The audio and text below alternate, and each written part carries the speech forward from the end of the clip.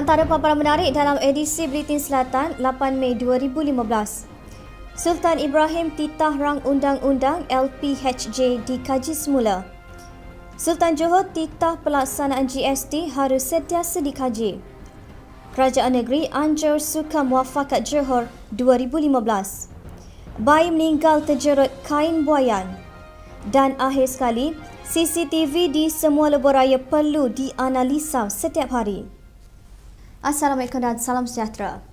Sultan Johor Sultan Ibrahim Sultan Iskandar berkenan berangkat merasmikan pembukaan penggal persidangan ketiga Dewan Negeri Johor DUN yang ke-13. Dalam majlis tersebut, baginda bertitah agar rang undang-undang Lembaga Perumahan dan Hartanah Johor LPHJ dikaji semula dan dipinda agar selaras dengan enakmen yang berkuat kuasa di negeri ini. Sebagai contoh, saya tidak setuju dengan rang undang-undang Lembaga Perumahan dan Hartanah Johor yang telah diluluskan oleh Dewan Negeri pada hari persidangan yang lalu. Ini kerana ianya telah dipinda mengikut desakan orang luar yang cetek akal dan tidak faham mengenai kuasa raja di dalam undang-undang tubuh kerajaan. Baginda berkata demikian sewaktu bertitah merasmikan persidangan tersebut yang diadakan di bangunan Sultan Ibrahim, Johor Bahru. Menurut baginda lagi, sekiranya rang undang-undang itu diluluskan, ianya tidak akan selaras dengan enakmen-enakmen lain yang telah diguna pakai sebelum ini tanpa masalah seperti enakmen Perbadanan Johor 1968. Persidangan DUN pada 9 Jun tahun lepas telah meluluskan enakmen LPHJ yang bertujuan menjadi panduan pembangunan sektor perumahan dan hartanah negeri. Titah baginda lagi, kerajaan negeri perlu sentiasa merancang dengan teliti serta perlu menyediakan satu pelan pembangunan yang menyeluruh dan sesuai agar selaras dengan perubahan ekonomi dan kehendak masyarakat. Kerajaan negeri harus belajar daripada sejarah lalu yang mana recession akan berlaku setiap 10 tahun dan perlu bersiap sedia jika ianya berlaku lagi. Walaupun kedudukan keuangan kerajaan yang baik, kita tidak boleh berbelanja sesuka hati. Kita tidak boleh berbelanja sesuka hati kerana kita harus bersedia untuk berhadapan dengan keadaan ekonomi yang tidak menentu pada masa yang akan datang. Lihatlah sahaja di dalam bandar Johor Bahru. Masih terdapat beberapa bangunan tinggi yang terbiar seperti Pacific Mall, Lot 1 dan Kemayan City akibat daripada perancangan yang lemah dan kesan daripada krisis keuangan tahun 1967 dan 80. Baginda turut menyokong visi Menteri Besar Johor Datuk Muhammad Khalid Nordin untuk menjadikan Johor kuasa ekonomi baru dan visi tersebut mampu mengembalikan sejarah kegemilangan Johor sejak 100 tahun lalu.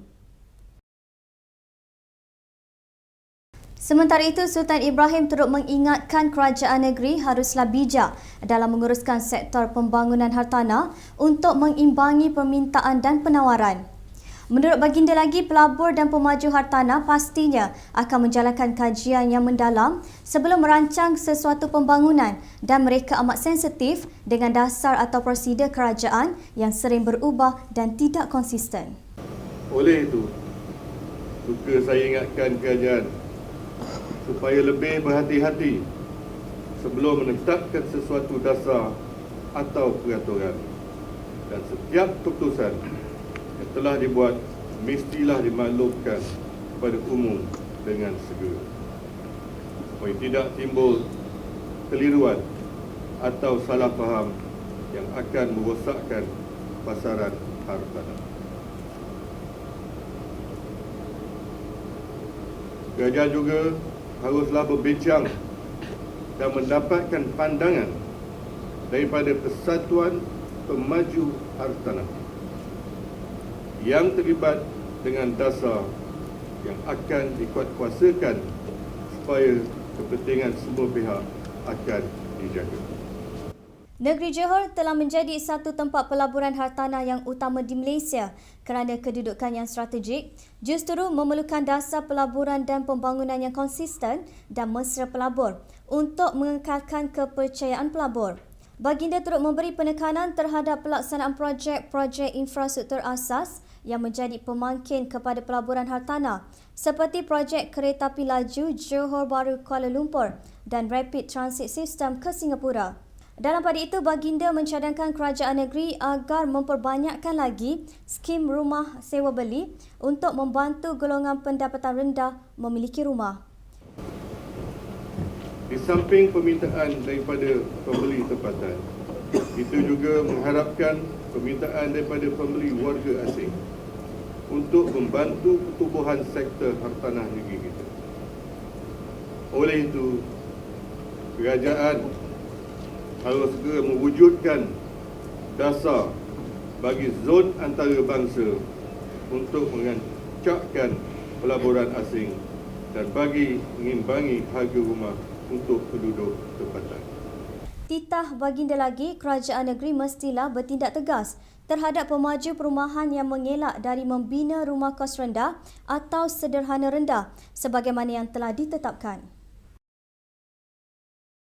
Dalam perkembangan lain, Sultan Johor Sultan Ibrahim menegur kerajaan negeri dan pihak berkuasa tempatan PBT kerana mengenakan cukai barang dan perkhidmatan GST ke atas perkhidmatan yang diberikan kepada rakyat. Baginda bertitah supaya kerajaan negeri dan PBT tidak mengenakan GST terhadap perkhidmatan yang diberikan kepada rakyat dan meminta pengecualian daripada kerajaan persekutuan. Baginda bertitah demikian sewaktu merasmikan persidangan penggal ketiga Dewan Negeri Johor ke-13 yang akan bermula Ahad ini hingga 18 Mei depan.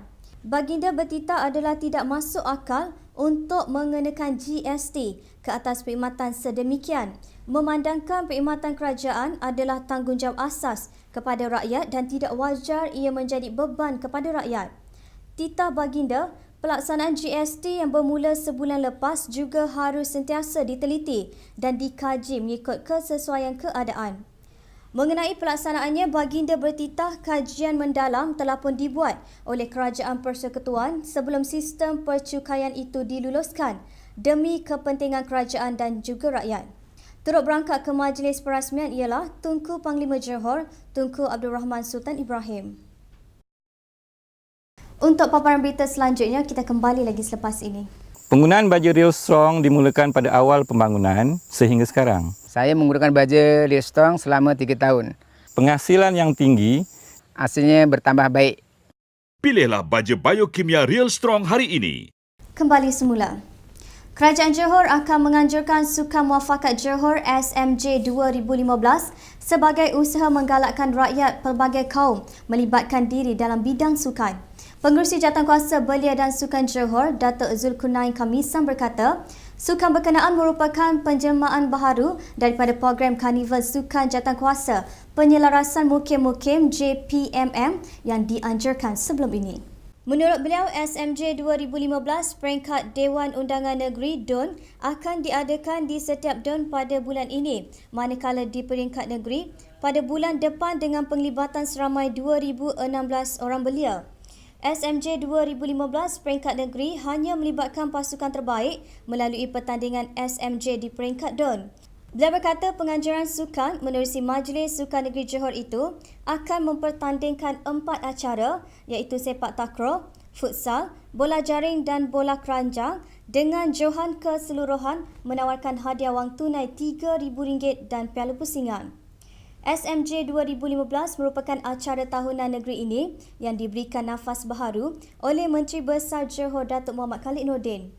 Sukan itu katanya dirancang sebagai pengisian di setiap DUN sekaligus mencapai hasrat kerajaan dalam membentuk masyarakat cergas dan aktif. Beliau berkata demikian kepada pemberita pada majlis penyerahan cek peruntukan kepada setiap DUN sempena SMJ 2015. Seorang bayi lelaki berusia 10 bulan meninggal dunia akibat terjerat kain buaian di rumah keluarganya di Taman Century Garden pada Rabu lalu. Timbalan Ketua Polis Daerah Johor Bahru Selatan, Superintendent Abdul Wahid Musa berkata, Brian Lim meninggal dunia ketika ibunya mahu menghantar bayinya ke klinik berhampiran kira-kira 4.30 petang. Katanya sebelum kejadian, ibunya memberi makan kepada ketiga-tiga anaknya sebelum menyuruh mereka masuk tidur di bilik utama. Mangsa kemudian diletakkan dalam kain buaian. Namun apabila ibunya masuk semula ke bilik berkenaan, didapati mangsa telah terjatuh dengan kepalanya tergantung keluar. Beliau berkata panik dengan kejadian itu, ibu berkenaan terus mengangkat badan anaknya itu namun mendapati mangsa tidak lagi bergerak. Kamera litar tertutup CCTV di semua lebuhraya perlu dianalisa setiap hari bagi mengekang kegiatan lumba haram di kawasan berkenaan. Menurut Timbalan Ketua Polis Negara, Datuk Seri Nur Rashid Ibrahim, beliau telah mengarahkan Pengarah Keselamatan Dalam Negeri dan Ketenteraman Awam KDNKA, Datuk Muhammad Fuad Abu Zarim, untuk merancang tindakan yang lebih proaktif melibatkan pemeriksaan CCTV di setiap lebuhraya. Katanya polis perlu menganalisa dan membuat kajian jika didapati ada yang cuba berlumba agar tindakan segera dapat diambil. Beliau berkata demikian selepas menghadiri Majlis Penutup Seminar Pegawai Kanan Polis Wanita 2015, Anjuran Jawatankuasa Pembangunan Pengurusan Polis Wanita JPPPW. Datuk Seri Nur Rashid berkata demikian sebagai mengulas kemalangan pada Sabtu lepas membabitkan 3 buah kenderaan di kilometer 6.2 Lebuhraya Duke dari arah Ulu Klang menghala Jalan Duta yang mengorbankan sepasang suami isteri dan bayi perempuan berusia 7 bulan. Mangsa ialah suami isteri Fairuz Nizam Hussein 35 tahun dan Nova Safitri Azhari 27 tahun serta bayi mereka Nofiruza Anissa berusia 7 bulan. Sementara itu, 2 pemandu Perodua Myvi yang terlibat dalam kemalangan tragis itu dihadapkan ke Mahkamah Trafik. Siti Nur Aini Muhammad Said 36 tahun dan Muhammad Fizal Reza Jamaudin 31 tahun mengaku tidak bersalah selepas pertuduhan dibacakan secara berasingan terhadap mereka di hadapan Magistrate Nurul Faiz Muhammad Nayan. Mereka didakwa memandu Perodua Myvi secara berbahaya sehingga menyebabkan kematian suami isteri serta bayi mereka di kilometer 6.2 Lebuhraya Duke dari arah Ulu Klang menghala Jalan Duta pada pukul 1.05 pagi 2 April lepas. Sekian edisi Buletin Selatan yang bersiaran di pusat penyiaran kami di Nusa Jaya, Johor. Salam takzim.